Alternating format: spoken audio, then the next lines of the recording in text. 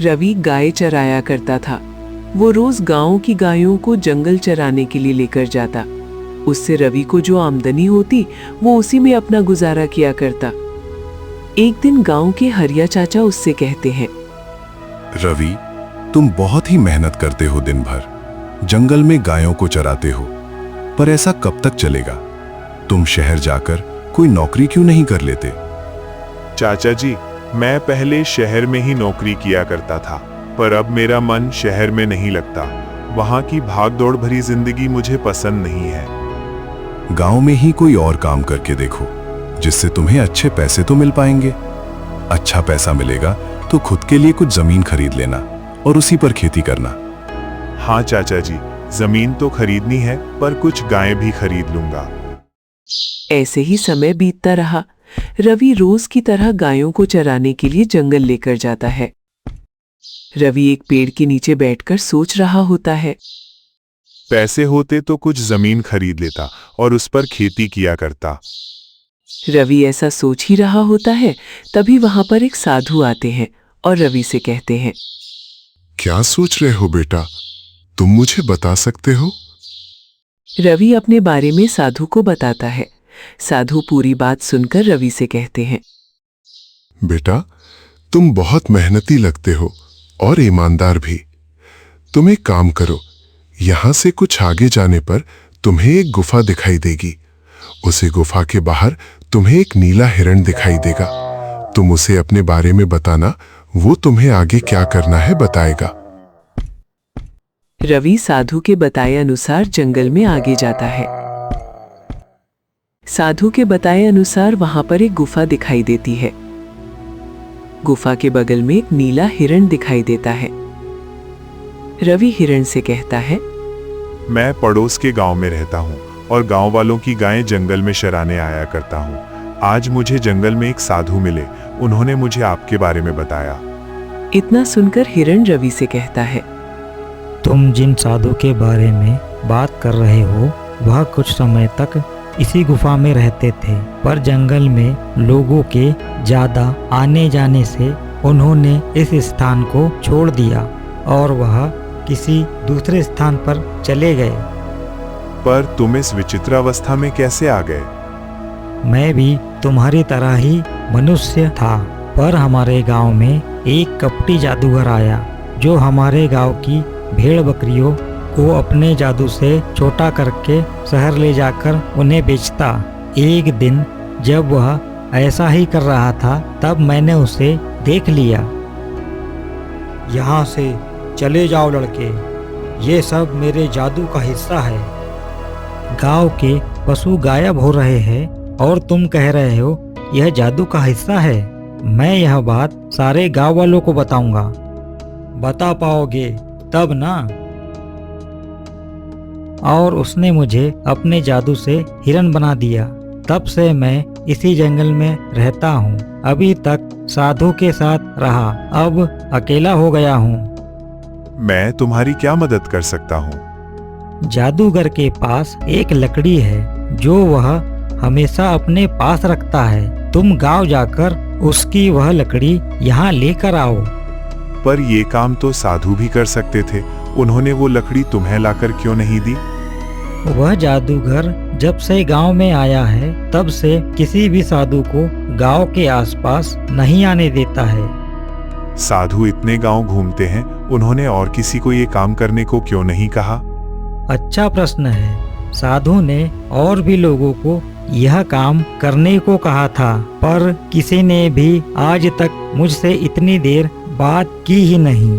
सभी लोग मुझे देखकर पकड़कर अपने साथ ले जाना चाहते थे, जिसके कारण साधु ज्यादा लोगों को मेरे बारे में नहीं बताते हैं। ठीक है, मैं आज अपनी गायों को लेकर गांव जाता हूँ और कल सुबह जादूगर के पास जाकर वो लकड़ी लेकर यहाँ आ जाऊंगा। ऐसा कहकर रवि गायों को लेकर गांव आ जाता है। अगले दिन रवि जादूगर के गांव जाता है। रवि जादूगर के बारे में गांव के लोगों से उसका पता पूछता है। वो जादूगर के घर जाता है। रवि बाहर से देखता है जादूगर सो रहा था और उसकी लकड़ी बगल में रखी थी। लगता है जादूगर की जादुई लकड़ी यही होगी, इसे हिरण के पास ले चलता हूं। ऐसा सोचकर रवि जादुई लकड़ी लेकर जंगल में आ जाता है। रवि हिरण को लकड़ी दिखाते हुए कहता है, हिरण, क्या ये वही जादुई लकड़ी है? हाँ, यह वही जादुई लकड़ी है। अब इस जादुई लकड़ी का क्या करना है? तुम इसे गुफा में लेकर जाओ। गुफा में साधु की दिव्य धुनी जल रही है। तुम इसे धुनी में जला दो। रवि गुफा में जाकर जादुई लकड़ी को साधु की दिव्या धुनी में जला देता है। रवि गुफा से बाहर आता है। रवि देखता है कि हिरण की जगह एक नौजवान लड़का खड़ा है। आप कौन हो और वो हिरण कहाँ गया? वह हिरण मैं ही था। मेरा नाम विनोद है। जादूगर की जादुई लकड़ी जलते ही उसका जादू खत्म हो गया। जादुई लकड़ी के जलते ही जादू खत्म हो गया, पर अब जादूगर का क्या हुआ होगा? लकड़ी के जलते ही जादू भी गांव से गायब हो गया होगा। उसकी सारी शक्तियाँ इसी लकड़ी में थी। इतना कहकर विनोद रवि को लेकर गुफा में जाता है। गुफा में एक पत्थर के पीछे खजाना रखा होता है। खजाने को देखकर रवि विनोद से कहता है, विनोद, ये क्या है? रवि, जब साधु यहाँ से जा रहे थे तब उन्होंने मुझे बताया था कि जो भी तुम्हारी मदद करेगा और तुम्हारा जादू टूटेगा तो यहाँ पर इस पत्थर के पास एक खजाना मिलेगा, जिसे तुम उस मदद करने वाले को दे देना। इतना सुनकर रवि विनोद से कहता है, विनोद, अब तुम अपने गांव जाओगे तो इस खजाने में से आधा खजाना तुम लेकर जाना। अब मैं उस गांव में नहीं जाना चाहता। मैं अब किसी और जगह जाकर रहूंगा। विनोद, तुम चाहो तो मेरे साथ मेरे ही गांव में रहो। हम इस खजाने से खेती के लिए कुछ जमीन खरीद लेंगे और बाकी खजाने से जरूरतमंदों की मदद किया करेंगे। विनोद रवि के साथ उसके गांव जाने के लिए मान जाता है। दोनों गांव आ जाते हैं और खेती के लिए जमीन खरीद लेते हैं और वो जरूरतमंदों की मदद भी करते हैं। ऐसे ही समय बीतता रहा। एक दिन रवि विनोद से कहता है, विनोद, मुझे लगता है कि हमें कुछ गायें खरीदनी चाहिए। रवि, यह तो अच्छी बात है। हम कल ही बाजार से कुछ गाय खरीद लाएंगे। अगले दिन रवि और विनोद बाजार से गाय खरीदने के लिए निकल जाते हैं। कहिए, आपको कैसी गाय चाहिए? हमें अच्छा दूध देने वाली गायें चाहिए, जिन्हें हमें खरीदकर गरीबों और जरूरतमंदों को देंगे। आप बहुत भले लोग लगते हैं। मैं आपको अच्छी गाय ही दूंगा। व्यापारी रवि और विनोद को अपने पास की 3 सबसे अच्छी गाय दे देता है। रवि और विनोद तीनों गायों को लेकर घर आ जाते हैं। एक दिन रवि के पास एक गरीब व्यक्ति आता है और रवि से कहता है, हे दयालु इंसान, मैंने तुम्हारे बारे में बहुत सुन रखा है। तुम गरीबों और जरूरतमंदों की मदद करते हो। क्या तुम मेरी मदद करोगे? मैं भी बहुत गरीब हूँ। हम आपकी मदद जरूर करेंगे। रवि, हम जो गाय खरीद कर लाए थे उन्हीं में से एक गाय इन्हें दे देते हैं। वैसे भी अब हमारे गांव में लगभग सभी लोगों के पास गाय है। हाँ विनोद, तुम बिल्कुल ठीक कह रहे हो।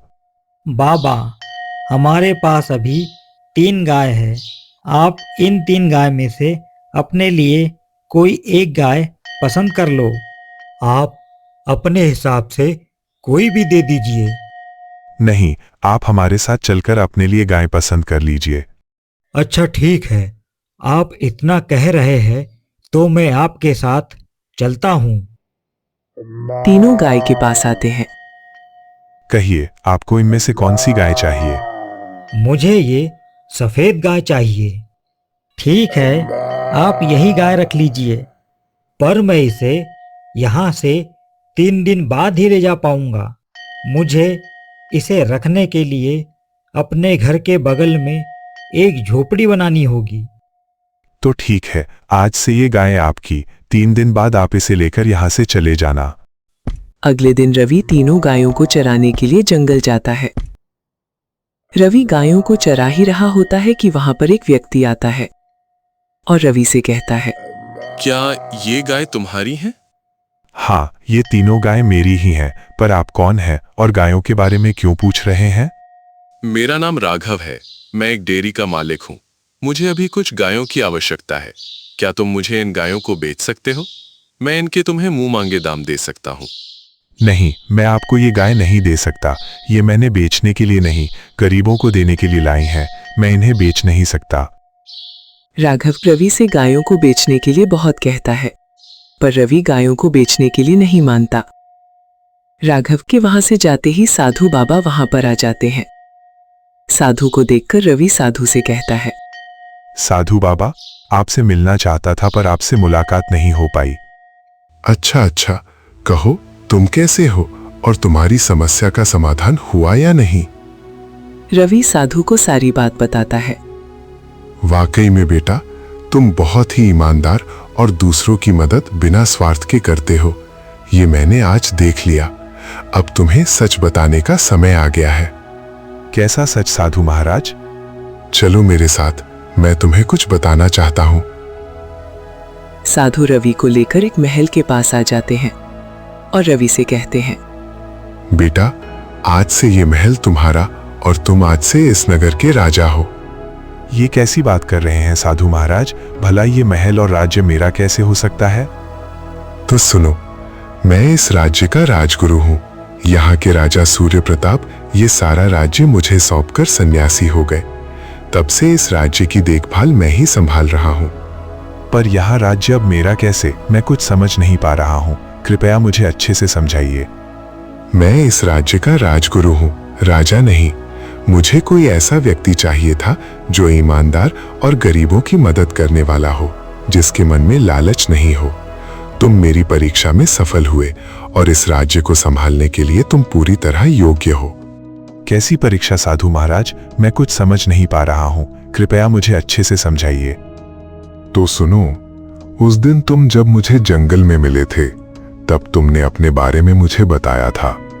तब से ही मैंने तुम्हारी परीक्षा लेना शुरू कर दी थी। वो कैसे महाराज? बताने की कृपा करें। जिस नीले हिरण के बारे में मैंने तुम्हें बताया था, वो सब मेरी ही माया थी। और वो हिरण से लड़का बना विनोद, वो भी मेरी ही माया थी। जिस तरह तुमने गांव में जाकर जादूगर की जादुई लकड़ी लाई, उससे ये साबित हो गया कि तुम साहसी भी हो और ईमानदार और गरीबों पर दया करने वाले। तुम में राजा बनने के सारे गुण हैं। तो क्या विनोद बनकर अभी तक आप ही मेरे साथ रह रहे थे? हाँ, और वो गरीब जिसे तुमने ये गाय दी, वो भी मेरी ही माया थी। तुम चाहते तो उस व्यापारी को पैसों में गाय भी बेच सकते थे। तो क्या वो डेयरी के व्यापारी भी आप ही थे? हाँ बिल्कुल। तुम मेरी हर परीक्षा में सफल हुए हो और तुम में राजा बनने के सारे गुण हैं। आज से ये राज्य तुम्हारा। रवि अब उस नगर का राजा बन जाता है।